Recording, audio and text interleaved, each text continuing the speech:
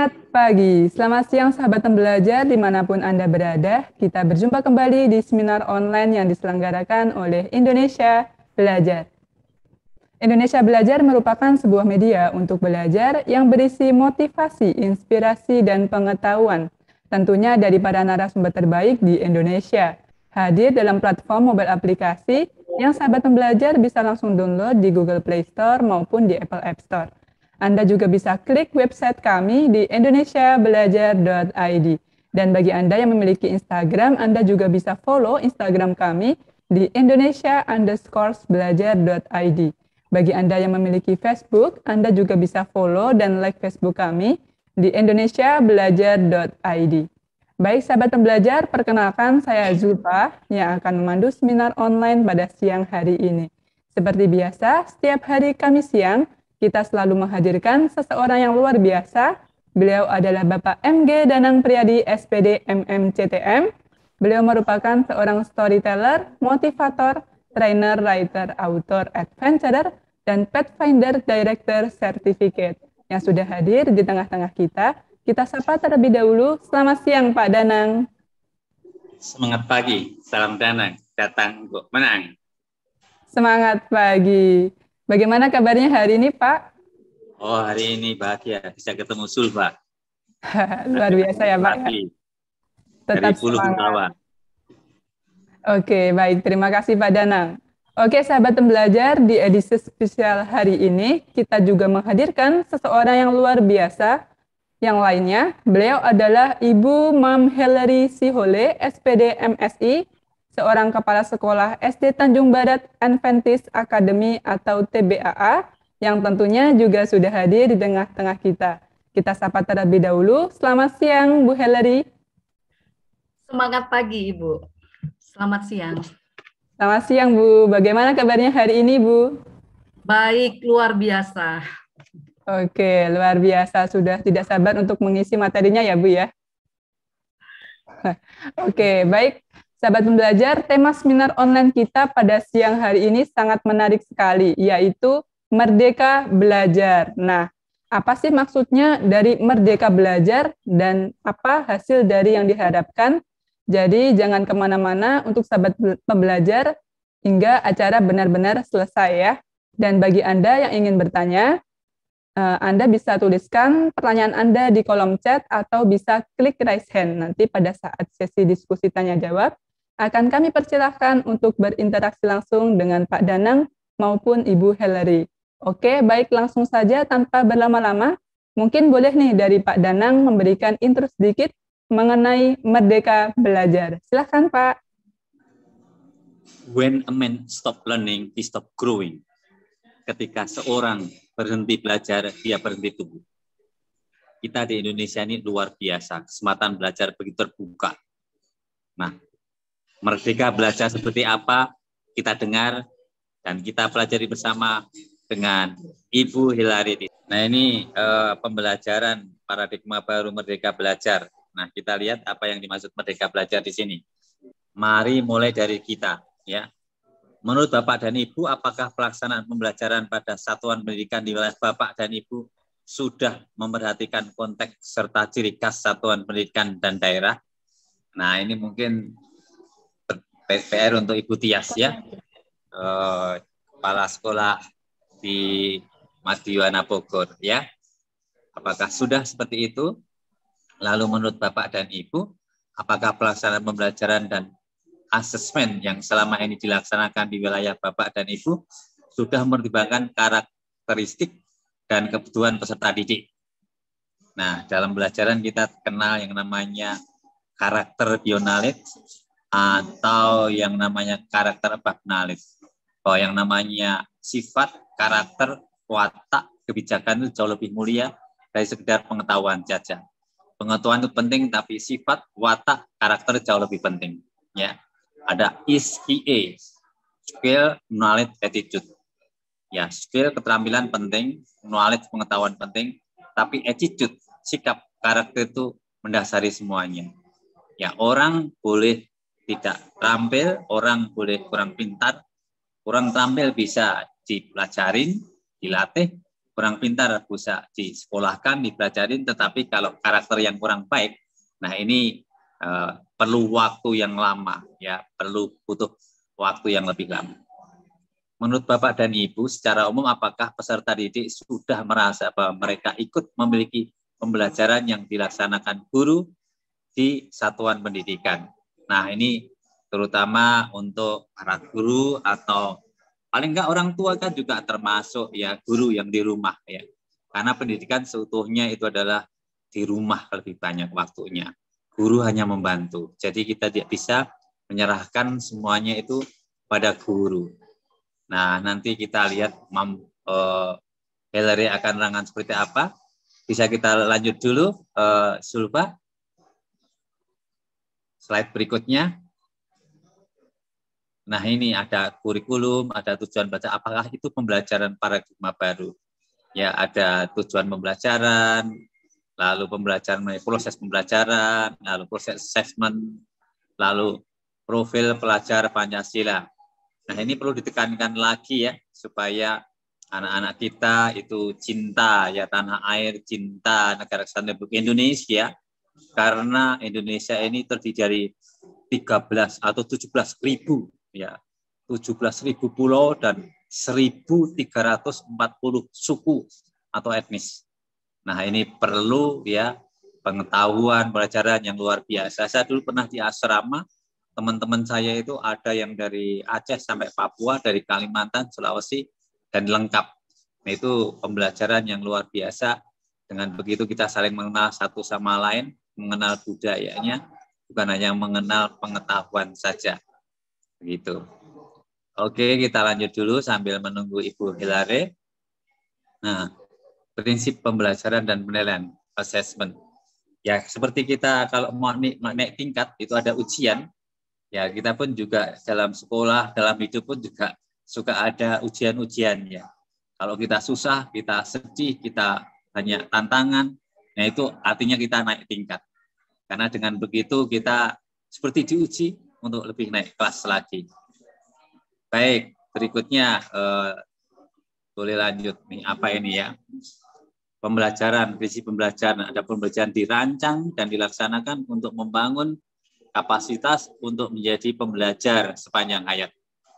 Ya, yang pertama dulu yaitu pembelajaran dirancang dengan mempertimbangkan ya hidup, perkembangan dan tingkat pencapaian peserta didik saat ini sesuai dengan kebutuhan belajar serta mencerminkan karakteristik dan perkembangan peserta didik yang menjadi ya bermakna dan menyenangkan. Jadi seperti tujuan hidup itu untuk apa? Tujuan hidup itu adalah untuk bermanfaat dan berguna bagi orang lain. Dalam pelajaran pun juga seperti itu. Kalau semakin pintar, semakin pandai, semakin cerdas, mestinya kecerdasan, kepandaian kita ini adalah digunakan bukan untuk diri sendiri, tapi untuk orang lain. Kalau orang hanya pintar secara IQ, nah nanti terjadi orang bisa saja menyalahgunakan jabatan kedudukannya karena kepandaiannya. Maka kemudian selain IQ ada EQ, emotional quotient. Orang pakai perasaan ya, atau mungkin emosi, mungkin pertemanan. Tapi kalau dengan hanya KKN pertemanan juga bisa menimbulkan yang kurang baik. Maka lalu muncul SQ, spiritual quotient. Kalau spiritual quotient dasarnya itu adalah karakter, sifat yang baik, maka pasti hasilnya lebih baik karena disitulah muncul hati nurani atau suara Tuhan yang ada berperan di sana. Sehingga anak bukan hanya tumbuh besar dan pandai, tapi juga tumbuh berhikmat, bijak. Bisa tahu mana yang baik, mana yang tidak baik. Pembelajaran dirancang dan dilaksanakan untuk membangun kapasitas untuk menjadi pembelajar sepanjang hayat. Jadi dalam hidup ini nggak berhenti. Saya pun sampai saat ini juga masih terus belajar, membaca. Ya, barusan saya tadi rekaman ya, seorang anak Korea di ahli yang hanya punya 2 jari di kiri dan kanan, tapi semangat belajarnya tinggi. Dia mencoba belajar piano, meskipun hanya 2 jari kiri dan 2 jari kanan. Bahkan gurunya pun melecehkan, karena berbulan-bulan dia tidak bisa menggunakan jarinya. Bahkan Dokter Manjun juga meragukan. Karena kalau dia lebih dari 5 menit belajar piano, maka nanti otaknya tidak berfungsi lagi. Tapi dia terus belajar sampai 10 jam setiap hari. Sampai tangan-tangannya melepuh. Sampai dia belajar namanya Chopin ya, itu fantasi impromptu. Lalu dia ikut lomba, meskipun dilarang panitia, dia memohon supaya boleh ikut. Akhirnya dia menjadi juara 1. Dan para dewan juri baru tahu bahwa dia itu tangannya cacat, hanya 2 jari kiri dan 2 jari kanan. Bahkan kakinya pun karena terlalu pendek diamputasi pada umur 3 tahun. Tapi dia membutuhkan, dia berhasil. Lalu dia mengadakan ya piano solo, lalu akhirnya dana semuanya dipakai untuk membantu orang-orang cacat. Di ahli atau Sili ini akhirnya ditulis kisahnya dalam buku, dan buku itu menjadi bacaan wajib anak-anak SD di Korea. TV IBC, TV CNN juga memuat berita-berita tentang dia, dan dia mengadakan konser kemana-mana keliling dunia. Pada saat ditanya, apakah Tuhan sayang sama kamu hanya ngasih 2 jari di kiri dan kanan, dia mengatakan, justru dengan 2 jari di kiri kanan inilah Tuhan sayang sama aku. Dengan ini saya bisa menyemangati orang, terutama anak-anak cacat. Andaikan jariku 10, mungkin aku tidak akan menjadi bisa bermain piano seperti ini. Nah itulah semangat ya, namanya mindset, pola pikir, yang namanya belief, keyakinan, membuat di ahli Sili ini adalah menyemangati orang-orang. Dan pernah datang di Indonesia pada Hari Ibu ya, di Balai Kartini ya, pengumpulan dana-dana yang dapat disumbangkan untuk anak-anak cacat. Ini luar biasa. Jadi pembelajaran itu sepanjang hayat. Dia hanya tidak berhenti, tapi terus sampai sekarang. Lalu proses pembelajaran ya mendukung perkembangan kompetensi dan karakter peserta didik ya secara secara holistik ya, keseluruhan. Jadi seperti yang saya sampaikan tadi, yaitu bahwa kita ya itu karakter bionalit, karakter bagnalit, karakter sifat yang kita bentuk ini jauh lebih penting dari sekedar pengetahuan saja. Pembelajaran yang relevan yaitu pembelajaran yang dirancang ya, dirancang sesuai konteks ya, lingkungan dan budaya peserta didik, serta melibatkan orang tua dan komunitas sebagai mitra. Jadi yang seperti saya sampaikan, namanya belajar itu tidak tergantung dari guru saja, tetapi keterlibatan orang tua dan lingkungan. Maka anak-anak di bidang masing-masing, di lingkungan masing-masing, kalau di Manado mungkin bisa belajar kulintang, kalau mungkin di Jawa Barat bisa belajar angklung, kemudian kalau di Jawa bisa belajar gamelan. Kan tidak lucu ya, kalau gamelan malah orang-orang Jerman, orang-orang Amerika, orang-orang luar negeri malah pinter ya sinden, pinter nyanyi lagu Jawa, bahkan ada yang mencoba menjadi jalan, sementara kita tidak. Nah ini kita juga mendengar dalam kunjungan Presiden Jokowi ke Rusia, anak-anak SD di sana bisa menyanyi lagu Indonesia Raya dengan fasih. Bahkan radio-radio di Malaysia mengapresiasi, luar biasa. Mestinya orang Indonesia bangga bahwa lagunya dinyanyikan. Bahkan Presiden Putin, ya Vladimir Putin pun juga dia menyanyikan lagu Indonesia Raya untuk menyambut kedatangan Presiden Indonesia. Ini luar biasa. Artinya apa? Baik anak-anak SD Rusia, bahkan sama presidennya yang sudah istilahnya senior atau tua itu ya, tetap belajar. Nah ini luar biasa. Lalu pembelajaran berorientasi pada masa depan yang berkelanjutan.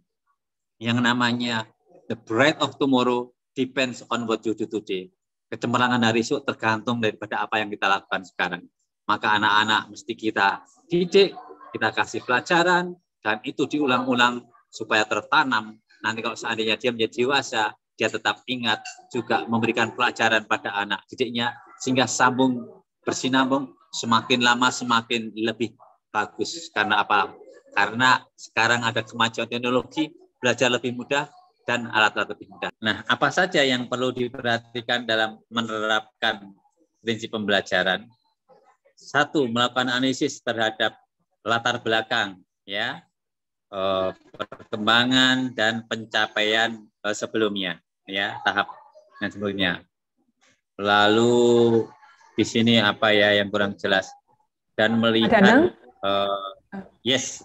Maaf Pak Danang, halo? Bu Helerinya udah masuk Pak. Oke, silahkan kalau ya. gitu dilanjut oleh Ibu Hera, silahkan. Bu Heleri silahkan Bu.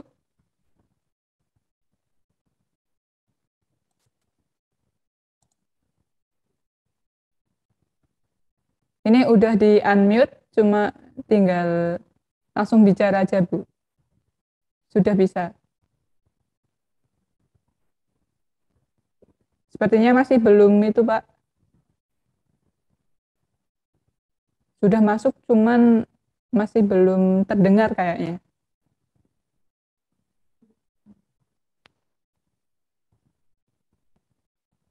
Ini Bu Helerinya sudah masuk. Masih di unmute Pak Danang. Oke, bisa lanjut yang tadi? Iya Pak, baik.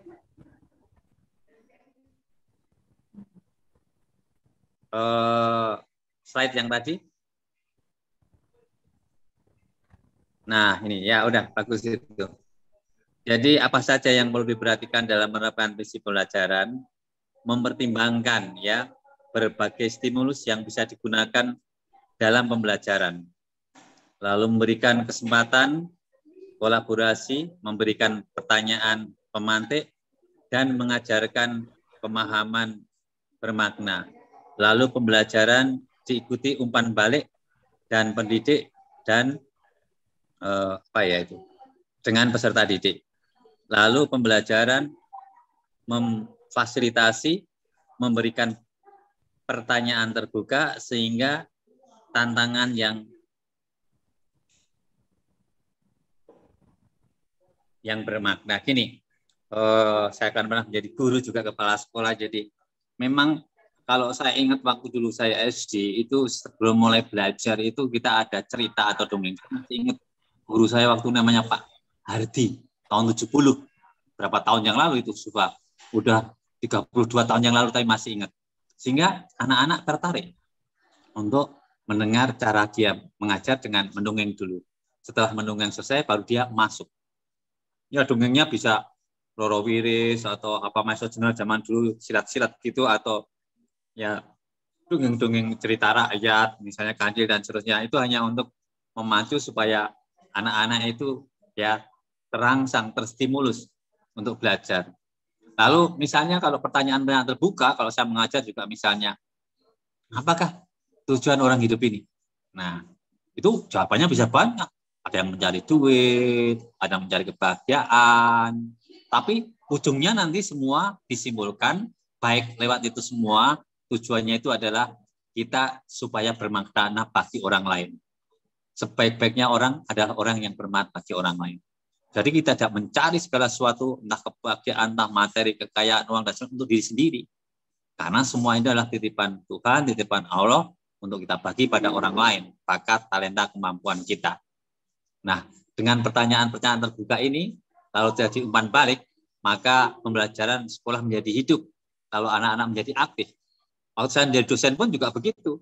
Setiap kali ada pertanyaan, karena waktu saya mengajar filsafat manusia dan pengantar filsafat, jawaban apapun saya bisa pertimbangkan untuk ngobrol, kenapa kamu jawab seperti ini, sehingga tidak ada orang yang namanya bodoh. Semua orang itu cerdas. Hanya kecerdasan ini beda-beda. Kalau Howard Gardner ada 8 ya. Ada kecerdasan matematika logikal, ya, pintar matematika. Ada kecerdasan linguistik, pintar ngomong seperti saya. Ada kecerdasan yang namanya interpersonal, berhubungan dengan orang lain. Ada kecerdasan intrapersonal, berhubungan mengetahui kelebihan dari diri sendiri. Lalu kemudian ada kecerdasan musical, pintar musik. Ada kecerdasan kinestetik, gerak, menjadi atlet. Ada kecerdasan spasial yang menjadi arsitek. Lalu ada juga kecerdasan natural, bisa menjadi petani, bisa menjadi nelayan. Loh, nelayan, petani modern ini jangan main-main ya, uangnya banyak ya. Itu. Jadi, ya Pak Danang, ini Bu Heleri sudah masuk. Oke, silahkan bisa dilanjut Bu Heleri. Ya, silahkan Bu Heleri. Selamat sore Bapak Ibu mohon maaf ya oleh karena satu dan lain hal ya, saya punya device terganggu ya. Terima kasih Pak Danangnya sudah memulaikan pembelajaran kita Merdeka Belajar ya. Tadi Pak Danang sudah sampaikan mengenai apa saja yang perlu diperhatikan di dalam menerapkan prinsip pembelajaran ya. Sebagaimana tadi Pak Danang sudah sampaikan. Suara saya jelas? Suaranya jelas, Bu. Oh ya. Nah, proses pembelajaran ini mendukung perkembangan kompetensi ya dan karakter para peserta didik secara holistik.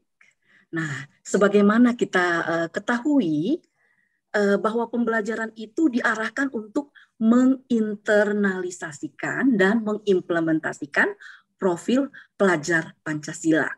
Nah, profil pelajar Pancasila salah satunya yang akan diterapkan nanti untuk kurikulum Merdeka Belajar ini, salah satunya adalah kewirausahaan, kemudian, nah kalau kewirausahaan nanti akan diajarkan kepada para peserta didik bagaimana cara siswa dapat berwirausaha, entrepreneurship, ya, dan nantinya di dalam setiap pembelajaran itu tentunya akan banyak proyek. Nah, proyek ini contoh dari kewirausahaan dari profil pelajar Pancasila, misalnya para peserta didik akan membuat kegiatan misalnya daur ulang, ya, itu sebuah proyek tentunya. Kemudian membuat art yang tentunya akan sangat berguna dan memiliki daya jual, begitu ya. Kemudian salah satu lagi untuk profil pelajar Pancasila adalah kearifan lokal. Ya, kearifan lokal salah satunya adalah yang kita ketahui adalah bagaimana siswa memahami budaya-budaya yang ada di Indonesia. Ya, jadi siswa akan memahami bagaimana tradisi-tradisi di setiap suku-suku yang ada di Indonesia, makanannya, misalnya dari Betawi apa makanannya, kerak telur, dan mereka akan buat proyek bagaimana cara membuat kerak telur, begitu ya. Nah, kita lanjutkan next, bisa slide-nya dimunculkan kembali. Sudah muncul, Bu. Ya, maksudnya yang berikutnya. Oh ya. Ya. Ya, jadi kita bisa melihat di sini tadi bahwa untuk profil pelajar Pancasila ada beberapa, ada 5. Jadi setiap pembelajaran itu kita perlu hanya memilih satu tema saja. Jadi temanya tadi ada kearifan lokal, kemudian ada kewirausahaan, ya, dan kita akan lihat satu persatu, ya. Dan di sini kita akan menggunakan metode pembelajaran yang mutakhir, ya, di mana akan semisalnya berbasis penemuan, berbasis proyek, ya, berbasis masalah, dan pembelajaran yang berdiferensiasi, ya. Dan kemudian juga itu akan mengembangkan aspek sikap bagi para siswa, pengetahuan dan keterampilan secara holistik, begitu ya. Boleh di next slide. Oke. Ya. Oke. Kalau kita lihat di sini, apa saja? Di sini adalah prinsip asesmen. Apa itu asesmen? Ya, setiap guru akan memberikan asesmen kepada siswa. Bagaimana asesmen itu setelah mengadakan pembelajaran di sekolah, tentunya akan ada asesmen, ya, agar para siswa memahami atau melihat hasil daripada pembelajaran yang mereka lakukan, diadakan asesmen. Nah, prinsip asesmen yang kita lihat di sini, ya, prinsip asesmen yang kita lihat di sini adalah kalau kita lihat di dalam pembelajaran yang ada di sini ada 5, ya, ada 5 hal yang perlu kita ketahui. Ya, ada 5 hal yang perlu kita ketahui di dalam pembelajaran yang relevan ya. Jadi asesmen kita bisa berikan kepada siswa. Contohnya kita akan pada saat ini sering para guru memberikan asesmen, contohnya seperti Nearpod, kemudian menggunakan quizzes ya. Tentunya pembelajaran ini akan sangat menarik untuk para siswa ya.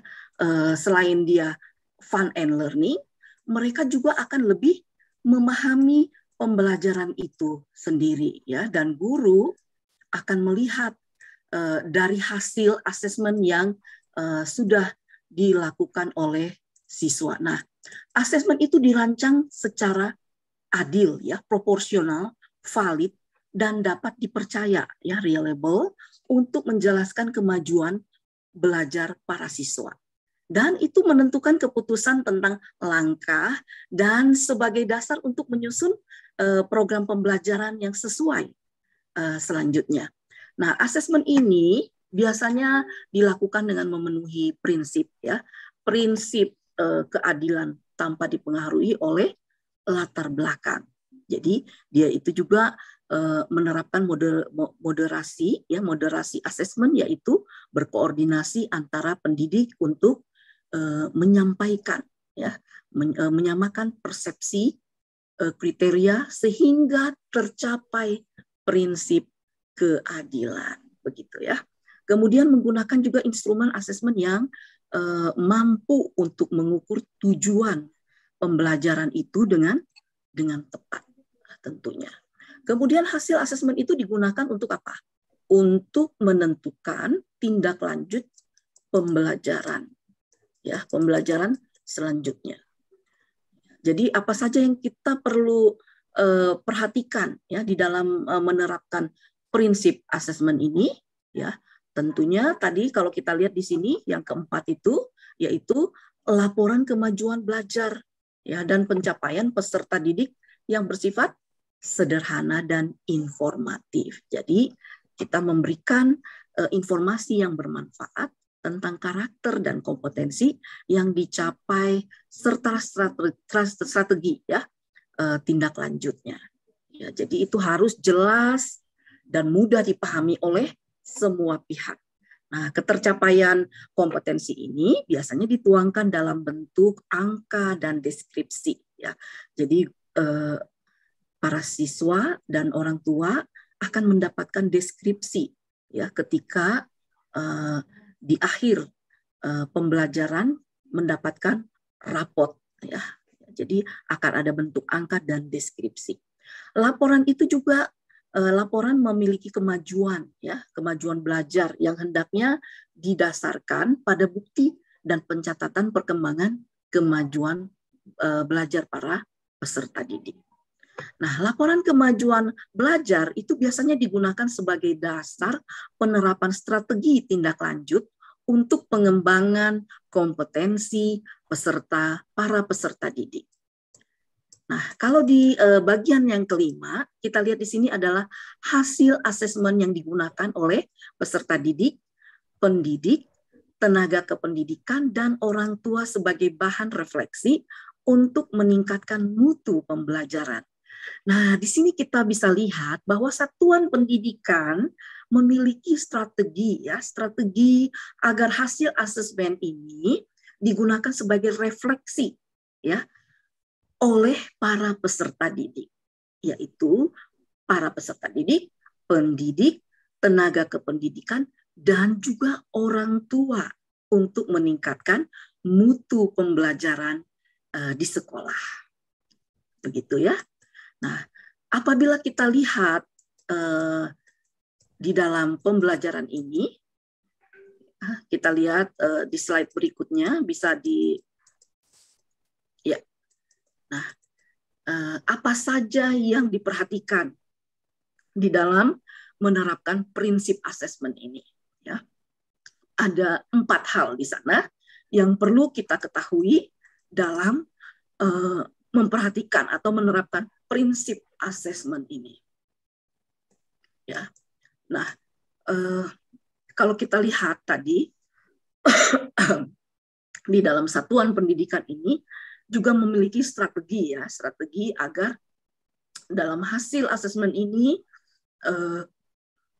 bisa digunakan sebagai apa? Refleksi ya dari hasil belajar siswa untuk mendapatkan kemajuan daripada masing-masing siswa.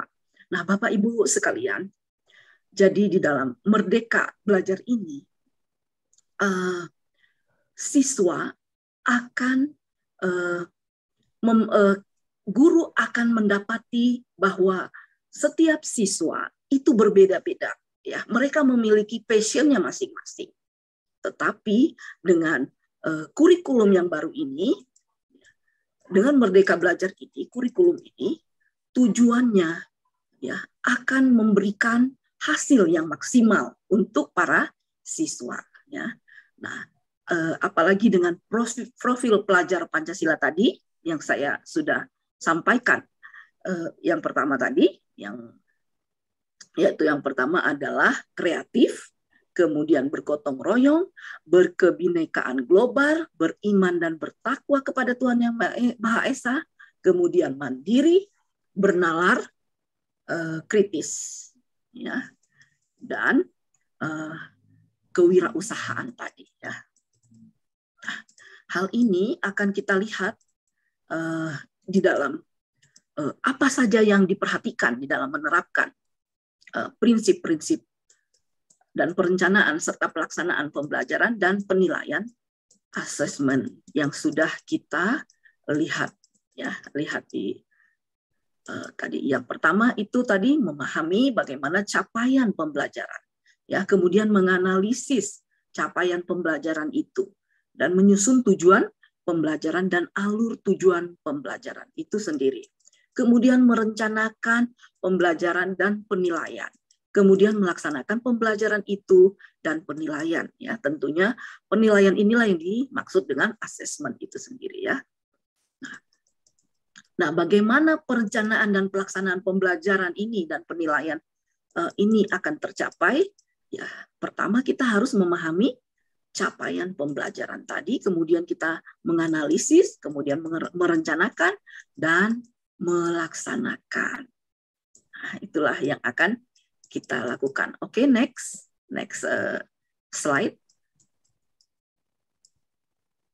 Bisa slide berikutnya?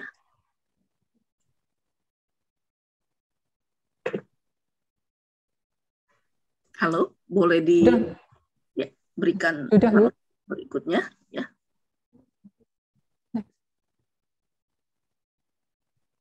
Sudah tadi? Sudah di slide yang selanjutnya, Bu, ini. Udah, ya. Ya. Nah, apa saja yang perlu diperhatikan dalam menerapkan prinsip asesmen ini, ya? Nah, kita yang pertama di sini jelas dan mudah dipahami oleh semua pihak. Ya. Kemudian kalau kita lihat di sini adalah ketercapaian kompetensi, ya. Dan ini dalam bentuk angka dan deskripsi. Itu tadi saya sudah jelaskan, ya, sampai yang keempat tadi, ya. Nah, di dalam komponen capaian pembelajaran ini tentunya adalah rasional mata pelajarannya, juga ada tujuan mata pelajarannya, karakteristik mata pelajarannya, ada capaian dalam setiap fase secara keseluruhan, ya.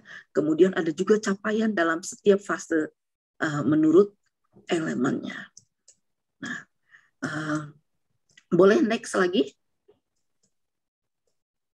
Ya, apa saja yang perlu diperhatikan dalam menerapkan prinsip asesmen ini? Tentunya di dalam menerapkan prinsip asesmen ini, ya, satuan pendidikan ini memiliki apa strategi, ya, seperti tadi, ya, di dalam menerapkan prinsip ini kita bisa orang tua, ya, guru, peserta didik dapat mengetahui refleksi, ya, refleksi dari hasil belajar siswa. Capaian yang didapatkan, capaian pembelajaran, misalnya capaian pembelajaran ilmu pengetahuan alam, atau capaian pembelajaran dalam ilmu-ilmu yang sudah didapati di sekolah, yaitu tadi dengan merencanakan, kemudian melaksanakan, menganalisis, ya, memahami, begitu, sehingga dicapailah pembelajaran yang sempurna. Ya, setelah memahami, kemudian menyusun, baru menyusun alur tujuan pembelajaran, baru merancang, begitu. Nah, kita next kemudian ada di situ mengenai taksonomi, ya. Oke, bagaimana keterkaitan prinsip pembelajaran dan penilaian asesmen untuk kemudian diimplementasikan di dalam pembelajaran, ya. Tentunya keterkaitan prinsip pembelajaran dan penilaian itu sangat berhubungan. Setelah kita mendapatkan materi, bagaimana guru atau orang tua menilai, ya, memberikan asesmen kepada siswa, tentunya dari hasil asesmen itu sendiri. Nah, kalau kita pelajari, kalau kita lihat, ya, di dalam tujuan pembelajaran, Bapak Ibu, pendidik diberikan keleluasaan dalam menggunakan rujukan teori dan merumuskan pembelajaran.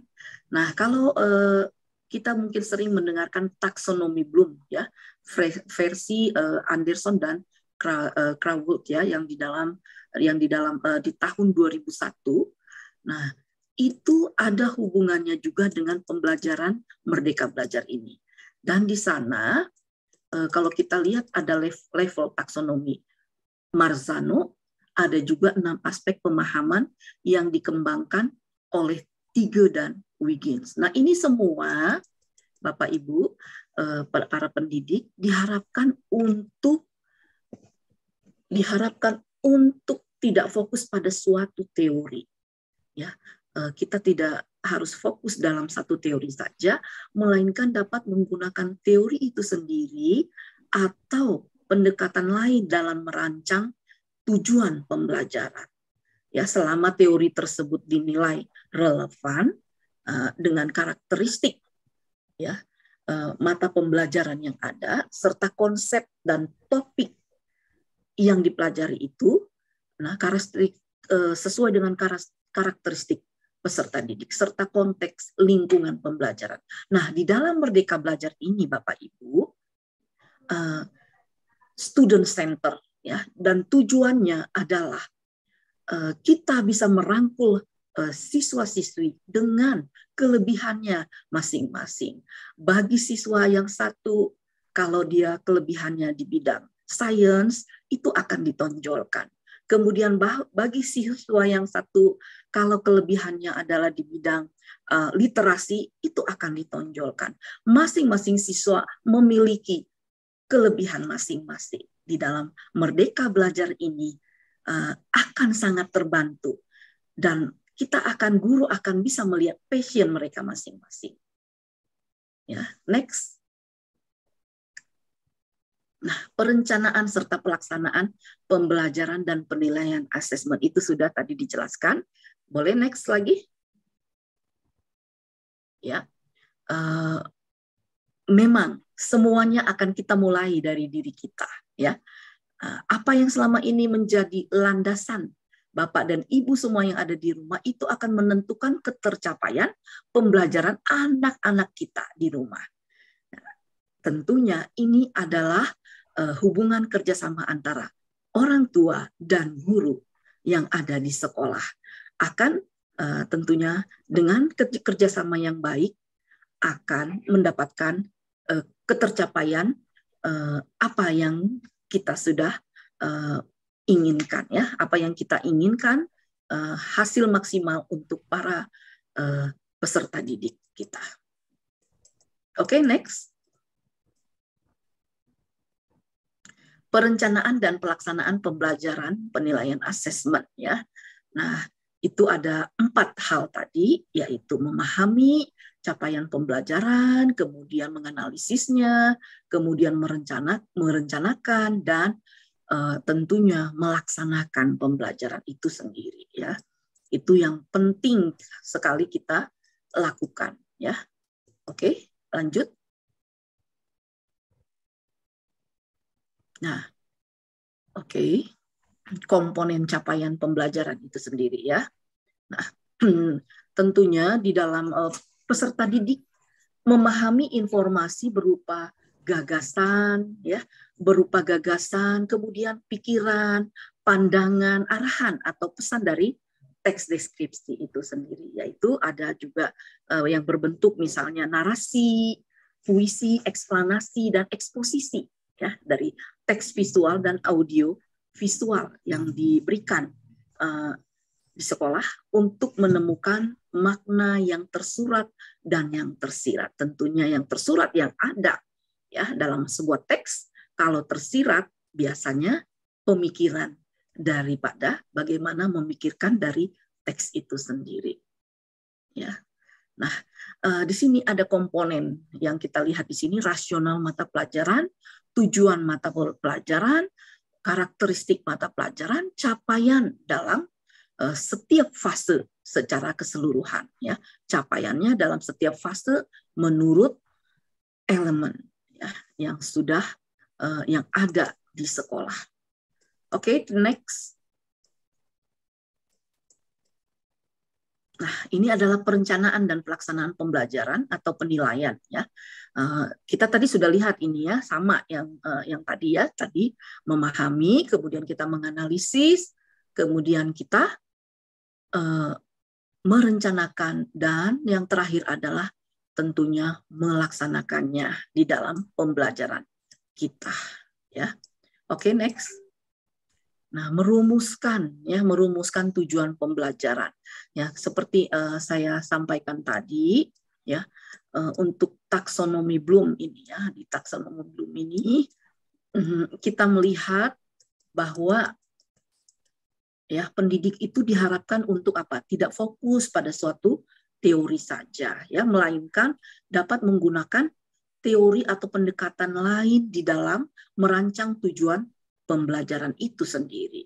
Ya, selama teori tersebut itu relevan dengan karakteristik mata pelajaran yang akan diberikan kepada peserta didik, serta konsep atau topik yang dipelajari. Nah, karakteristik peserta didik ini serta konteks dengan lingkungan pembelajaran yang ada di sekolah ya, tentunya itu sangat baik sekali untuk kita lakukan. Oke, next. Nah, ini adalah merupakan aspek ya, ada 6 aspek pemahaman 3N Wiggins ya. Jadi aspek yang kita lihat di sini itu merupakan cara bagaimana untuk mengkonfirmasi pemahaman peserta didik atas apa yang telah mereka pelajari dan tidak ya. Nah, ini bukan merupakan sebuah siklus ya. Nah, jika peserta didik melakukan salah satu dari ke-6 aspek atau pemahaman ya, mereka harus mampu menjelaskan, menginterpretasikan, menerapkan, dan mengaplikasikannya ya di dalam pembelajaran itu sendiri ya. Kemudian mereka telah mendemonstrasikannya, itu merupakan sebuah tingkat pemahaman. Jadi harus ada proyek hasil dari pada materi atau kelas yang sudah mereka ikuti. Kemudian 6 aspek ya, facet pemahaman ini merupakan modal untuk menentukan tujuan pembelajaran, yaitu menyusun alur tujuan pembelajaran itu sendiri, yaitu ATP, dan menentukan asesmen dan instruksi yang tepat, begitu ya. Oke, lanjut kembali. Nah, kita bisa lihat di sini, Bapak Ibu, bahwa 6 level taksonomi Marzano itu ada tingkat 1, yaitu mengenali dan mengingat kembali, retrieval ya. Kemudian di tingkat 2 itu pemahaman, di tingkat 3 itu adalah analisis, kemudian di tingkat 4 pemanfaatan pengetahuan, kemudian di tingkat 4 metakognisi ya, dan di tingkat 6 sistem diri. Kita bisa lihat ya bahwa dalam sistem diri itu ada 4 jenis, yaitu memeriksa kepentingan, kemudian memeriksa kemanjuran, ya, memeriksa respon emosional, kemudian memeriksa motivasi secara keseluruhan, ya. Nah, kita lanjutkan lagi, ya, kita lanjutkan next. Nah, bagaimana strategi untuk menyusun tujuan pembelajaran di dalam alur tujuan pembelajaran yang efektif. Nah, para pendidik harus melakukan analisis capaian pembelajaran itu sendiri ya. Nah, untuk kemudian disusun menjadi tujuan pembelajaran dan alur tujuan pembelajaran itu. Nah, ini harus kita rumuskan di dalam tujuan pembelajaran itu. Ada alternatif 1, alternatif 2, dan alternatif 3. Berhubung waktu kita singkat, ya kita lanjutkan saja langsung ya. Oke. Nah, kita lihat di sini ya. Nah, untuk alternatif 1 itu bagaimana merumuskan tujuan pembelajaran secara langsung dari capaian pembelajaran itu. Ya, kalau kita misalnya lihat di sini elemen bilangan. Nah, pada menganalisis bagaimana capaian pembelajaran itu fase. Nah, di fase B ini peserta didik itu menunjukkan pemahaman ya, pemahaman akan pemahaman dan intuisi tentang bilangan atau number sense ya. Mereka dapat membaca, menulis ya, kemudian menentukan nilai tempat dan membandingkan, mengurutkan dan menggunakan nilai tempat serta melakukan komposisi. Begitu dia kalau untuk alternatif ke 1 ini ya. Oke. Kemudian next. Nah, alternatif kedua. Bisa kita lihat di sini alternatif kedua.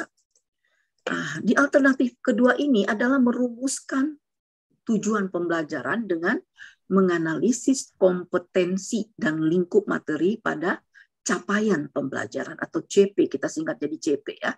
Nah, capaian pembelajaran ini ada masuk di sana adalah elemen pengukuran, kemudian elemen geometrik ya.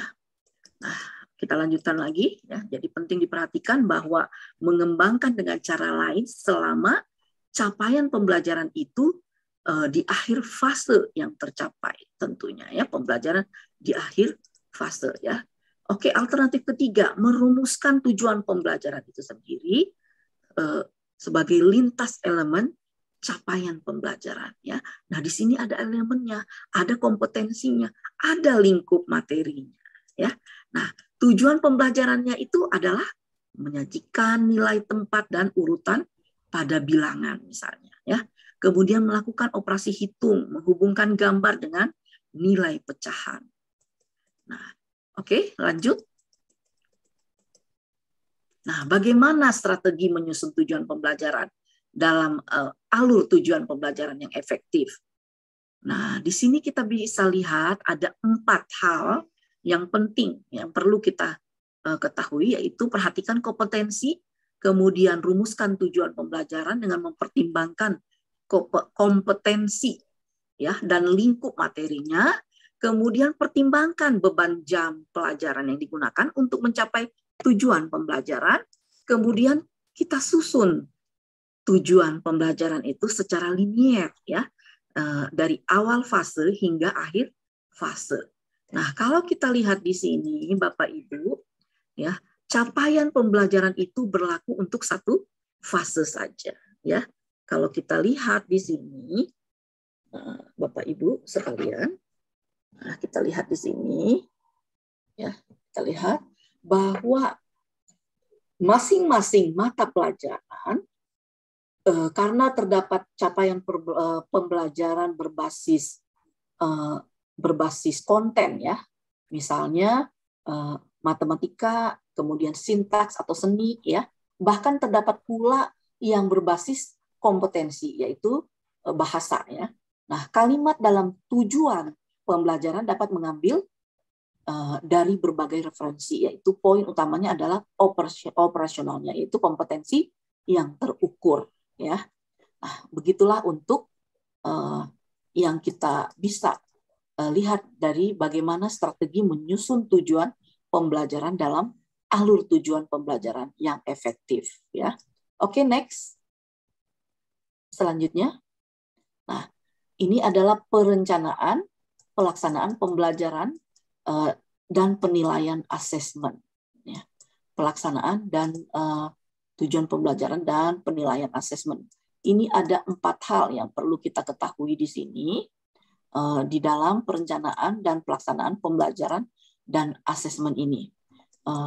Sebagaimana tadi sudah kita pelajari bahwa untuk perencanaan dan pelaksanaan pembelajaran dan asesmen ini ada memahami capaian pembelajarannya, kemudian menganalisis lagi, merencanakan lagi, melaksanakan. Ya, tentunya keempat hal ini sudah berulang-ulang ya kita dapatkan ya untuk pembelajaran Merdeka Belajar ini. Ya, kurikulum baru yang akan kita pelajari. Oke, next. Nah, setelah kita lihat dari paparan yang sudah kita lihat tadi, ya, mari mulai dari diri kita, ya. Bagaimana pendidik di lingkungan kita, di lingkungan Bapak Ibu sekalian yang ada di sini, ya, bagaimana kita menyusun dan melaksanakan pembelajaran dan asesmen di dalam kelas, ya. Dengan Merdeka Belajar ini, saya harapkan ya akan ada peningkatan capaian pembelajaran dari masing-masing peserta didik. Ya, tentunya itu dimulai dari diri kita sendiri, dari peserta didik, dari orang tua yang mendukung para peserta didik. Ya, bagaimana penerapan asesmen awal dan diferensial dan dalam kegiatan pembelajaran yang telah dilakukan. Kemudian bagaimana komposisi asesmen formatif dan sumatif yang telah dilakukan oleh Bapak Ibu guru yang ada di sekolah, ya, dibantu oleh orang tua yang ada di rumah. Kemudian apa bentuk asesmen yang selama ini dilakukan, ya. Tentunya asesmen itu akan ya menarik kalau ada permainannya dan tidak kaku, ya. Jadi menggunakan deskripsi kriteria, menggunakan permainan fun and learning, ya. Kemudian menggunakan aplikasi yang menarik, ya. Oke, next. Oke, perencanaan pembelajaran. Tentunya di dalam ketercapaian pembelajaran harus ada perencanaan. Di situ ada capaian pembelajaran yang menjadi tujuan pembelajarannya, cara untuk mencapai tujuan pembelajarannya, bagaimana cara menilai ketepatan tujuan pembelajarannya ini. Nah, perencanaan pembelajaran ini tentunya harus fleksibel, kemudian apa? Jelas dan sederhana, ya. Nah, pembelajaran tidak harus sulit, tetapi yang sederhana saja. Nah, dengan kesederhanaan ini, ya, kita perlu bimbingan dalam memecahkan persoalan dalam operasi matematika secara sederhana. Ya. Bagaimana siswa-siswi menggemari pelajaran berhitung matematika, ya, dengan memberikan penjelasan yang sederhana kepada siswa, ya. Tentunya tidak kesana kemari, ya. Ternyata dengan penjelasan yang sangat sederhana, siswa-siswi akan lebih memahami, ya, dan menguasai pembelajaran itu dengan baik. Oke, lanjut. Pelaksanaan asesmen formatif dan sumatif. Pembelajaran asesmen formatif itu yang dilakukan sehari-hari di sekolah, ya. Tentunya itu adalah penilaian formatif, itu dilakukan setiap hari, ya. Tentunya bisa secara lisan, ya, bisa melalui proyek, praktek yang ada yang dilakukan di sekolah. Nah, penilaian sumatif itu dilakukan ketika ujian mid semester, kemudian ujian akhir, ya, dan kenaikan kelas, ya. Itu adalah sumatif. Itu adalah asesmen atau penilaian yang diberikan kepada para peserta didik sekalian. Oke, lanjut. Nah, perencanaan pelaksanaan pembelajaran itu penilaian asesmen. Nah, ini kembali lagi kepada tadi, memahami, menganalisis, merencanakan dan melaksanakan, ya. Itu diulangi lagi ya. Oke, lanjut. Nah, bagaimana pengolahan hasil asesmen? Ya. Nah, pengolahan hasil asesmen itu tentunya ada rumusnya. Bagaimana rumusnya? Tentunya ada nilai prakteknya, ada nilai proyeknya, dan ada nilai kehadiran dan keterlibatan siswa di dalam mengikuti pembelajaran. Ya. Jadi ini bagaimana kita mengolah hasil asesmen itu, apa yang selama ini menjadi permasalahan dalam pengolahan hasil asesmen itu, ya, dan bagaimana rapot yang pendidik para siswa atau para pendidik harapkan dari siswa itu sendiri. Oke, lanjut. Nah, pelaporan kemajuan belajar. Nah, pelaporan kemajuan belajar itu tentunya pelaporan ini hasil penilaian asesmen dituangkan dalam bentuk apa? Laporan kemajuan belajar, ya, bisa dalam bentuk raport, bisa juga dalam bentuk portofolio, bisa juga dalam bentuk diskusi atau konferensi, begitu ya. Oke, lanjut.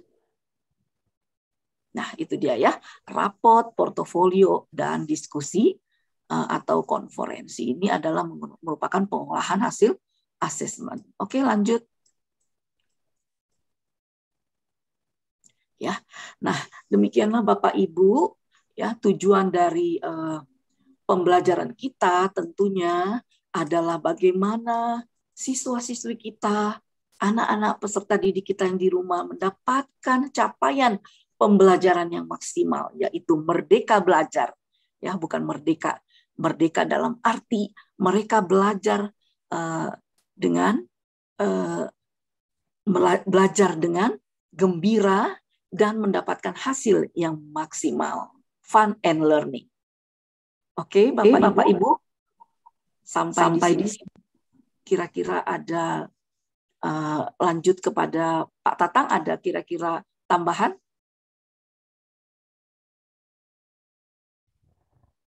Oke, terima kasih atas penyampaian materi dari Ibu Hillary ya. Luar biasa sekali. Nah, sekarang kita akan masuk ke sesi diskusi tanya-jawab. Bagi sahabat pembelajar yang ingin bertanya, silahkan tuliskan pertanyaan Anda di kolom chat ya, atau bisa klik raise hand untuk berinteraksi langsung dengan Pak Danang maupun dengan Ibu Hillary. Anda juga bisa sharing-sharing bersama dengan kami. Nah, oke. Di sini sudah ada Ibu Niswati ya yang udah klik raise hand. Silahkan Ibu Niswati. Masih di unmute ya? Sudah, Bu? Silahkan. Assalamualaikum warahmatullahi wabarakatuh. Semangat pagi. Semangat pagi, Bu. Semangat pagi. Ya, pagi. Bukan pagi lagi, Pak Danang. Semangatnya yang pagi, Pak Danang. Iya, betul. Ya. Saya langsung ke Ibu. Ini sangat-sangat menarik ya. Saya sejak tadi menyimak, walaupun saya masih mengikuti Zoom juga sih. Di sebelah sini ada 2 laptop yang saya hadapi. Tapi setidaknya tetap saya fokus ya ke Ibu. Begini Bu. Sebenarnya kita belajar itu bukan nanti mulai di SD anak kecil ya. Kita sudah dewasa begini pun kita tetap dituntut untuk tetap aktif ya. Karena ilmu itu tidak ada batasnya. Tapi kadang-kala kita itu kadang fanatik ya. Fanatik, bukan kita, mungkin anak-anak kecil juga. Kadang fanatik dengan misalnya siapa coach yang jadi idolanya itu. Kadang itu dia senang masuk kelas. Kayak misalnya kita, ini pada saat kita di kelas itu, pada saat kita di pendidikan, ini jadwalnya coach siapa ini? Oh, kita masuk, kayak semangat itu, ada yang memotivasi deh. Nah, yang ingin saya tanyakan Bu, bagaimana teknik mewujudkan misalnya proses belajar itu yang kondusif, yang efektif dan kondusif sehingga bisa apa ya, menyenangkan, bisa menyenangkan di dalam suatu kelas itu. Karena kadang ya betah tidak betah itu tetap ada dalam suasana, misalnya apalagi menghitung dalam hitungan jam ya. Nah, kita kadang-kala ada yang ngantuk lah, ada yang, nah ada dalam satu kelas itu kadang-kala kita mengidolakan satu coach itu, dan itu kita walaupun sudah dengan jam-jam kita tetap semangat. Nah, bagaimana menumbuhkan supaya kita daya pikat itu, kita itu tetap, semua coach itu kita anggap sama, karena itu pendidikan itu tetap kita butuh, ilmu itu tetap kita butuh ya. Dan kadang-kala di kelas ini anak saya dulu, saya pengalaman ya, ketika ada misalnya anak itu yang dia tidak sukai, dia sampai kadang-kala dia bolos, nggak mau sama sekali, jahat lah atau apalah, atau membosankan penyampaiannya atau apa. Kita sebagai ibu, sebagai orang tua, kita tinggal memotivasi juga, menyemangati ini tekniknya bagaimana. Kadang mungkin ada feedback yang ibu jelaskan tadi, feedback ke anak-anak, menumbuhkan keyakinan dia, percaya bahwa dia mampu menjawab. Kadang-kala dia sudah datang pertanyaan, semoga saya tidak ditunjuk. Kan begitu Bu, semoga saya tidak ditunjuk ya pada saat dilewati saja. Padahal dia tahu, mungkin karena tidak pedenya. Yang ingin saya tanya, gimana supaya anak itu ada feedback dengan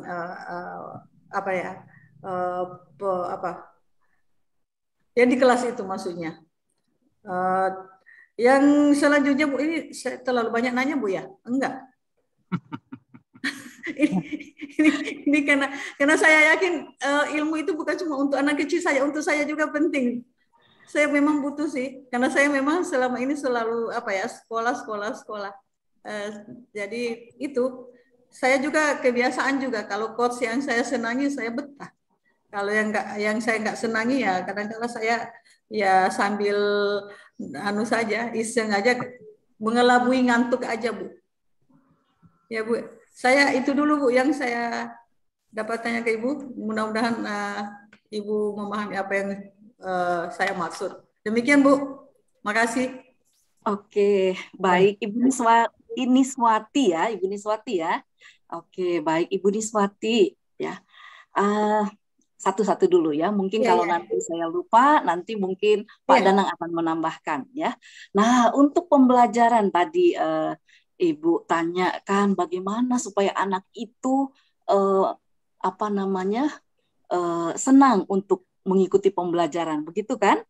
Nah, memang untuk pembelajaran ini ya ada beberapa kriteria untuk para kita guru. Pertama ya harus ada literasinya, kemudian harus ada diskusi, jadi bukan hanya ceramah dari guru saja.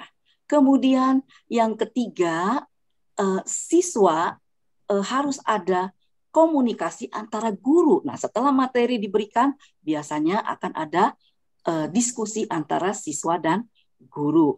Kemudian, setelah itu, tentunya untuk mengakhiri pembelajaran akan ada asesmen. Asesmen tadi yaitu penilaian. Penilaian itu dari materi yang sudah disampaikan pada saat itu.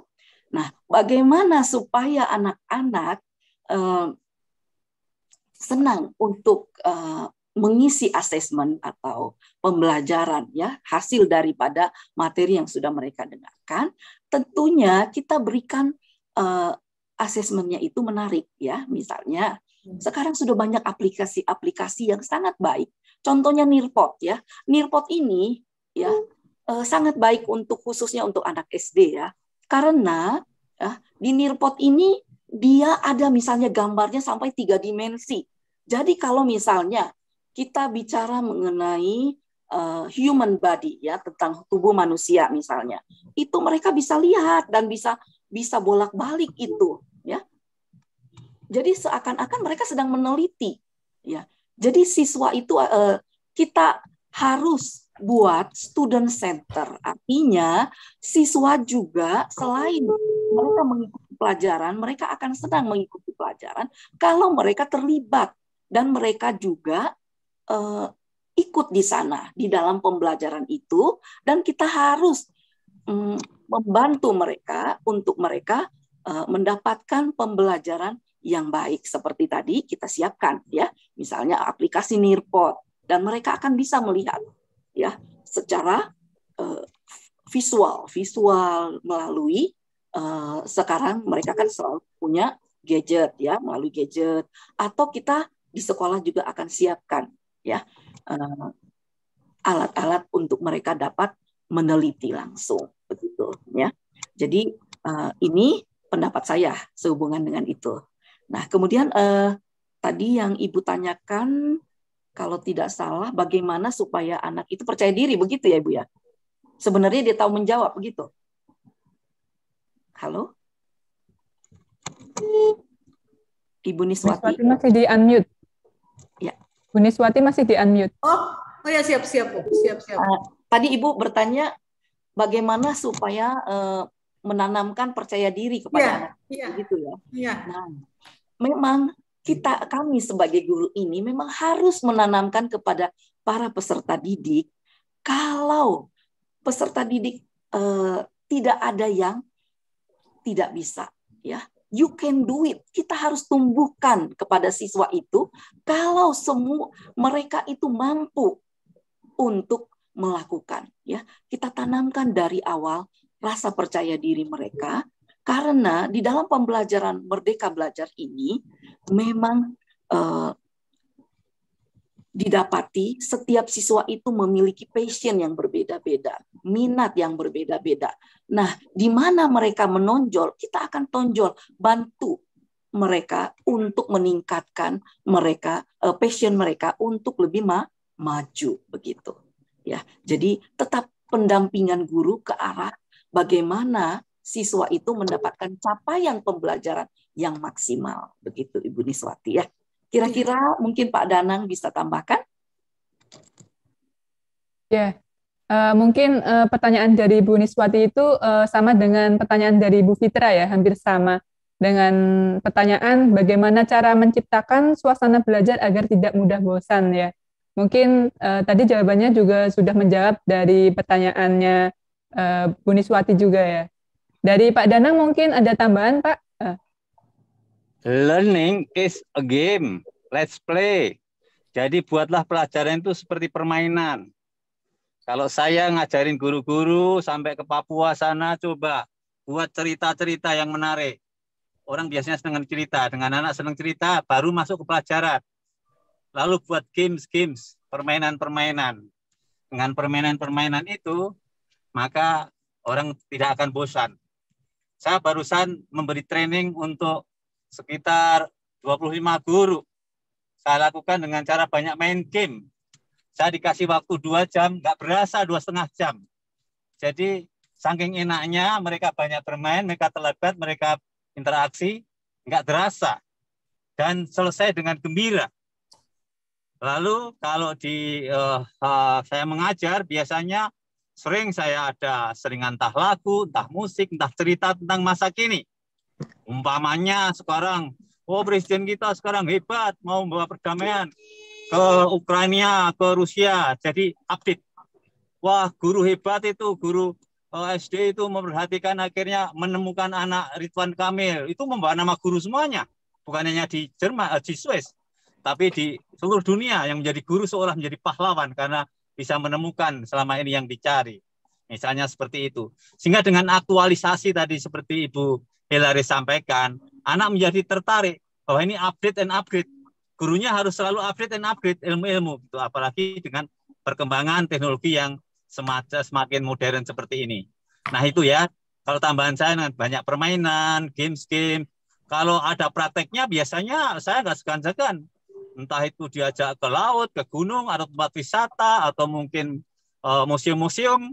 Dan itu terkesan. Makanya biasanya saya lebih diingat bukan pelajaran saya, tapi kesan pada saat saya ajak ke Pantai Karangbolong, saya ajak ke agrowisata Malang dan seterusnya. Anyway, nggak apa-apa ada yang bersekan. Itu aja ya dari pengalaman saya menjadi guru dan kepala sekolah serta menjadi manajer dan pimpinan di daerah. Makasih. Ya. Oke. Terima kasih Pak Danang. Mungkin dari Bu Niswati? Ya, menanggapi dikit Bu. Silakan. Saya membandingkan sekolah pada zaman dulu dengan zaman kini ya. Zaman dulu bosnya itu sangat ditakuti. lewat aja kita udah mundur, nggak mau lihat wajahnya, nunduk jalannya. Nah saat ini anak-anak say hello aja dalam mobil. Hai Bu, hai coach, hai teacher. Ya saya ingin tahu Bu, ingin tahu kenapa anak-anak pada zaman gini itu kok bisanya misalnya sampai apakah ada teknik-tekniknya pendekatan emosional atau bagaimana? Kalau dulu itu kita sangat takut sekali. Lalu pada saat ini kok kayak teman aja, maksudnya etika memang ada sih, sopan memang ada. Cuma kadang-kadang saya dihantui, loh ini anak kok ternyata itu kepala sekolah ya, begitu. Nah itu satu Bu. Yang kedua, ini saya banyak nanya, mohon maaf ini. Yang kedua, Ibu menjelaskan tadi ya, mungkin karena apa ya, dimulai di lingkungan, diri kita dulu, lalu lingkungan. Nah, saya memahami itu, tapi dulu itu saya melihat tuh begini, kalau yang coachnya yang kejam, ternyata tidak membuat solusi dan tidak membuat siswa itu jadi misalnya dia pandai. Malah anak-anak itu setelah pulang dia bisa membandingkan, tadi coachnya itu baik sekali, terus coachnya itu cantik, lalu coachnya itu ngasih ini ke kita. Kalau dulu jangankan ngasih, enggak nengok wajahnya aja kagak, enggak mau. Bahkan mungkin yang paling bengis itu sudah itu yang terkesan di dalam hati kita. Oh ini takut, masih jangan lewat aja dia, bunyi sepatunya aja muncul, udah ketahuan dia itu yang lewat. Nah, apa Bu bedanya misalnya sistem dulu dengan yang sistem? Tapi alhamdulillah kita juga tetap pandai-pandai ya Bu, jadi sukses juga. Sesekejam itu dulu itu, walaupun tidak diambil dengan misalnya dengan lelucon, dengan permainannya, dengan diisi dengan nyanyi-nyanyiannya. Nah kita sampai dengan saat ini kita duduk juga sudah, artinya boleh dibilang sudah sukses juga. Bagaimana Bu tanggapan Ibu? Demikian Bu. Oke. Silahkan Bu Hedari. Oke, Ibu Niswati ya, mungkin zaman kita dulu memang kita lihat dari jarak jauh saja guru kita sudah takut ya, takut malah ketemu kadang-kadang. Kalau bisa, waduh, pengen langsung menghilang. Hilang. Nah, seperti itu. Tetapi ya, justru zaman sekarang pembelajaran yang bagus itu guru dengan siswa, yang paling bagus adalah kita itu berteman. Nah, sama saja seperti ini. Nah, kalau zaman dulu kan sebetulnya murid itu takut kepada guru begitu. Bagaimana guru mengetahui passionnya anak-anak kalau siswa itu sendiri tidak berani untuk curhat atau berbicara dengan gurunya. Nah, zaman sekarang seperti saya juga seorang guru, anak itu bisa sampai curhat sampai apa adanya yang ada dia cerita kepada saya. Nah, dari situ saya bisa membantu dia dalam hal pembelajaran. Nah, begitu. Jadi sebetulnya ini paradigma yang lebih baik ya untuk pembelajaran saat ini, paradigma yang baru ya untuk kita. Justru dengan kedekatan guru, walaupun memang kita harus menekankan, itu sebabnya di Merdeka Belajar ini ada P5 tadi, ya P5. Jadi ada walaupun bebas, tetapi tetap ada sopan santun antara siswa dengan guru. Jadi guru dan murid memang harus menjadi sebagai seorang teman, ya. Kalau teman itu kan berarti tidak takut. Semua begitulah akan terjadi pembelajaran yang menyenangkan tentunya, karena tidak merasa takut kan, kita merasa senang. Nah, kalau dengan yang misalnya guru yang kita takuti, tentunya tidak akan menyenangkan, akan terjadi pembelajaran yang tegang tentunya, ya kan? Nah, oleh sebab itu pada kurikulum Merdeka ini pendidik itu memiliki keleluasaan untuk merumuskan tujuan pembelajaran, serta rancangan pembelajaran itu sendiri ada asesmen sesuai dengan karakteristik siswa-siswi itu, ya, dan kebutuhan peserta didik. Nah, sehingga proses pembelajaran itu akan menjadi proses pembelajaran yang terbuka dan dinamis. Nah, begitu ya Ibu ya. Bagaimana kira-kira ada tambahan? Ya, baik Bu. Itu saya menanggapi penjelasan Ibu yang tadi bahwa kalau memang begitu, tentunya anak-anak itu apa ya, tidak mesti monoton ya. Karena kadang-kadang anak saya itu lebih sukanya misalnya kali ini Mak kita belajarnya di suasana mall. Betul. Mall, saya kok jadi bingung, saya bilang, "Lo kok mall?